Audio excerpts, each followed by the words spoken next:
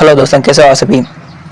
आज हम पढ़ेंगे नाडोल के इतिहास और जालौर का इतिहास, जिसमें पिछली क्लास में हमने रणथंभौर के चौहान राजवंश का अध्ययन कर लिया और आज हम नाडोल के चौहान राजवंश और जालौर के चौहान राजवंश का अध्ययन करेंगे। तो क्लास पर अंत तक जरूर बने रहें। तो चलो स्टार्ट करते हैं। नाडोल का इतिहास।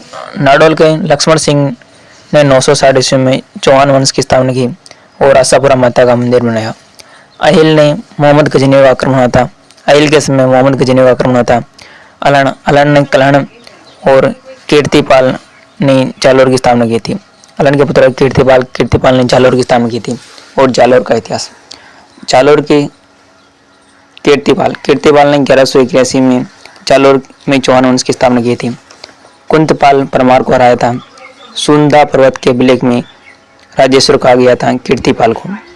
मोरोनैंसी ने इन्हें कि तू एक महान राजा था कहा। मोरोनैंसी ने कहा कि तू एक महान राजा था। 1177 से 78 में मेवाड़ के शासक सामंत सिंह को हराया तथा सामंत सिंह वागड़ चला गया था।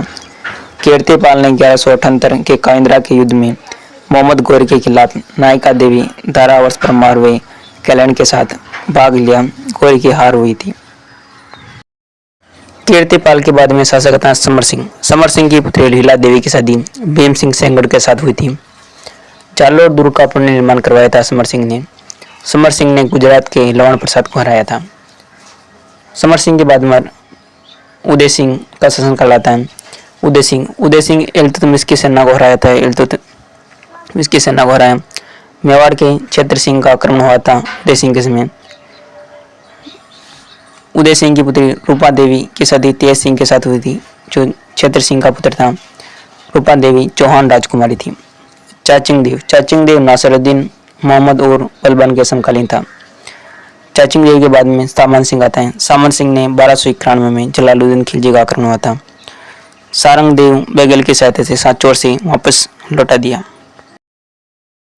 सामंत सिंह के बाद में कानड़ देव का शासनकाल था। कानड़ देव ने 1299 से 1311 तक शासन किया था।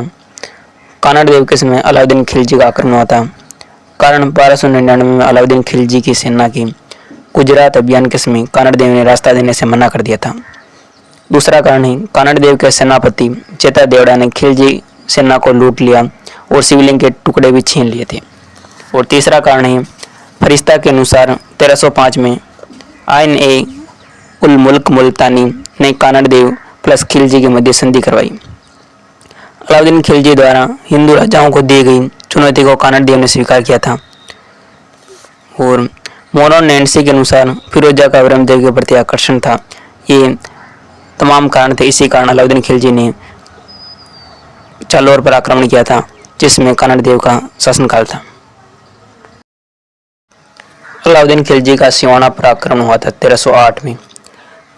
अलाउद्दीन खिलजी का सेनापति था कमालुद्दीन कुर्ग ने सिवाना का प्रथम शाखा हुआ था 1308 में। जौहर मैणादेव ने किया था और केसरिया सातल देव व सोमदेव ने किया था। और सिवाना पर आक्रमण इस कारण हुआ क्योंकि पायल नामक सैनिक ने विश्वासघात कर लिया था। सिवाना का नाम बदलकर खैराबाद रख दिया था। अलाउद्दीन खिलजी ने सिवाना का नाम बदलकर खैराबाद रख दिया था। और अलाउद्दीन खिलजी का जालौर पर आक्रमण 1311 ईस्वी में था। अलाउद्दीन खिलजी का सेनापति कमालुद्दीन कुर्ग था। यहाँ पर विश्वासघात बिक्का दैया ने किया था। बिक्का दैया की हत्या इसकी पत्नी हीरादेवी ने करती थी। और जालौर का शाखा 1311 में हुआ था। जौहर चैतल देवी ने किया था। जालौर में जौहर किसने किया? चैतल देवी ने। और केसरिया कानादेव सोनगरा व वीरम देव ने किया था। अलाउद्दीन खिलजी ने जालौर का नाम बदलकर जलालाबाद कर दिया था। ये फटाफट रिवीजन चल रहा है, तो आप इस साथ के साथ नोट्स बना लें। अलाउद्दीन खिलजी ने जालौर दुर्ग में अल्लाह मस्जिद का निर्माण करवाया और तोपखाना मस्जिद बनवाई। पद्मनाभ ने कानड़देव प्रबंध की रचना की और वीरमदेव सोनगरा की बात ग्रंथ की रचना की थी। तो ये किसकी है? पद्मनाभ की रचना है। आज हमने नाडोल के चौहान वंश और जालौर के चौहान वंश का अध्ययन किया है। तो ये नोट्स के माध्यम से हमने अध्ययन किया। और ये क्लास आपको कैसी लगी कमेंट में ज़रूर बताएं। और अच्छी लगी हो तो लाइक शेयर सब्सक्राइब जरूर करें और अपने दोस्तों को भी इसके बारे में ज़रूर बताएं। Thank you.